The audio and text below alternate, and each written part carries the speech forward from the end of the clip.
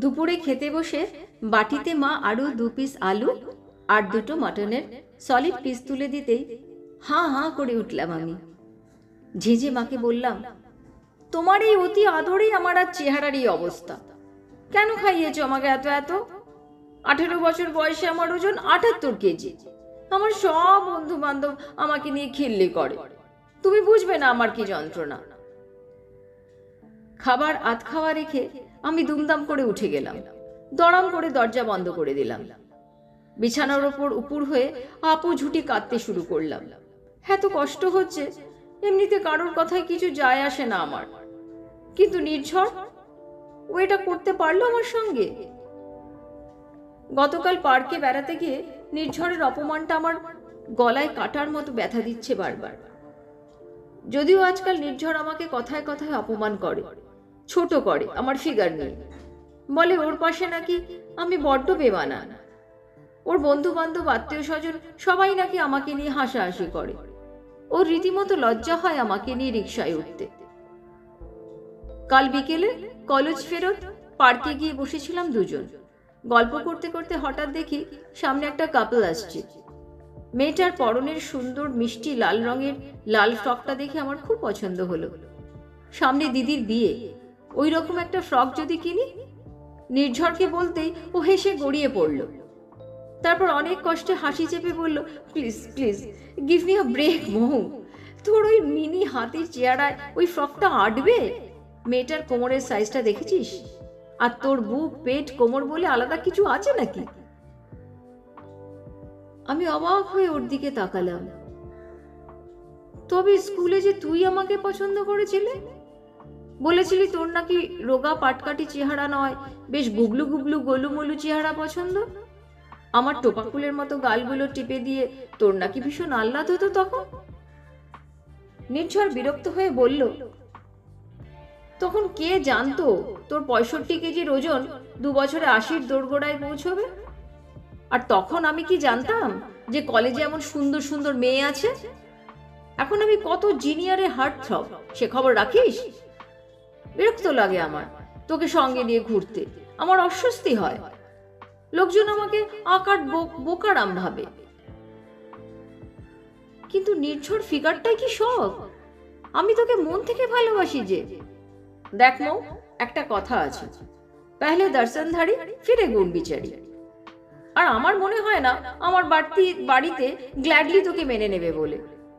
আমার মা বৌদিদের দেখেছিস সবাই কতটা ওয়েল মেনটেন। কবে থেকেই বলেছি জিম জয়েন কর, জিম জয়েন কর, ডায়েট কন্ট্রোল কর, কিন্তু তুই আর ডায়েট কাকে কি বলছি? আমি তো ডায়েট মেনটেন করছি নির্ঝর। এখন 1 কাপের বেশি ভাত খাই না, ওটস স্যালাড জুস খেয়ে দিন কাটাই। সারাদিন কলেজ টিউশন করে আমার ভীষণ খিদে পায়, গা মোচড় দেয়, তবুও শুকনো রুটি চিবোই। এরপরেও কোনো ফল হচ্ছে না, কি করব আমি বল? নির্ঝর উঠে পড়ে বলল, তোর ওই জলহস্তির ওয়েটের কাছে ডায়েটও ফেল মেরে যাবে, ডিসকাস্টিং। বলেই হনহন করে চলে গেল। একবার পিছন ফিরে তাকালো না পর্যন্ত আমি মেয়েটা যে একা বসে কি করছি। এবার বন্ধ দরজায় ধাক্কা পড়ল। আমি চোখ মুছে উঠে বসলাম। দরজা খুলে দেখলাম মা বাবা দুজনেই দাঁড়িয়ে আছে। মায়ের হাতে প্লেটে কাটা মুসম্বি লেবু। প্লেটটা আমার হাতে ধরিয়ে দিয়ে আমাকে মা এনে দাঁড় করালো আয়নার সামনে। বাবা বলল, দেখো মৌ, চেহারা, গায়ের রং, চুলের গোছ, দাঁতের শেপ এগুলো হলো বাহ্যিক সৌন্দর্য। হ্যাঁ, এটা অস্বীকার করার কোনো উপায় নেই যে আমরা বাইরের সৌন্দর্য দেখে প্রাথমিক ভালো লাগায় জড়িয়ে পড়ি, কিন্তু এই যে ভিতরে একটা মন আছে, তার রুচি আছে, সংস্কার আছে, বিবেক আছে, উচিত অনুচিত বোধ আছে, তার মনুষ্যত্ব আছে, মায়া আছে, মমতা আছে, ভালোবাসা আছে, এদের গুরুত্ব কি একেবারেই এত ঠুনকো? একটি সুন্দর দেখতে সুঠাম মানুষের যদি কর্দমাক্ত মন থাকে, তাকে নিয়ে অন্য প্রান্তের মানুষটি কি আদৌ ভালো থাকতে পারে? কালো গায়ের রঙের মানুষকে ভালোবাসা যায়, কিন্তু কালো মনের মানুষকে নয়। ঠিক তেমনটি মোটা মানুষকে মন দেওয়া যায়, মোটা চামড়ার মানুষকে নয়। মা বলল, তুমি হলে আমাদের ভগবানের দেওয়া সবচেয়ে দামি উপহার। তুমি তোমার মতো করে সুন্দর। তোমার তো অন্য কারোর মতো করে সুন্দর হতে গিয়ে নিজের মন শরীরকে কষ্ট দেওয়ার কোনো দরকার নেই। তুমি সুস্থ স্বাভাবিক কিনা এইটাই বড় কথা। যে তোমার বাইরের চেহারা দেখে ভালোবাসে, যে তোমাকে নিয়ে বিরক্ত লজ্জিত, সে আদৌ তোমাকে ভালোবাসে না মা। সেটাকে প্রেম নয়, মোহ বলে। তুমি যেমন তোমাকে ঠিক তেমনি করে গ্রহণ করবে, যে তার জন্য নিজেকে তৈরি করো। সঠিক সময় আর সঠিক মানুষের জন্য অপেক্ষা করো। প্লাস সাইজ চেহারার সঙ্গে তোমার প্লাস সাইজ একটা মনও যে আছে, সেটার কদর করতে শেখো। মনে রাখবে, তোমার তুমি ভীষণ দামি। ওনারা বেরিয়ে গেলেন ঘর থেকে। কখন যে হাতের লেবুগুলো শেষ হয়ে গেছে খেয়ালই করিনি। বুঝতে পারলাম দুপুরের আধপেটটা খাওয়াটা কৌশলে তারা পূর্ণ করে দিয়ে গেলেন, সঙ্গে আধ ভাঙা মনটাও জুড়ে দিয়ে গেলেন। তারা যে বাবা মা। এবার একটু হাসলাম আয়নায় তাকিয়ে। ফোন হাতে নিয়ে নির্ঝরকে মেসেজ করে দিলাম, এই অপমান আমি আর সহ্য করতে নারাজ।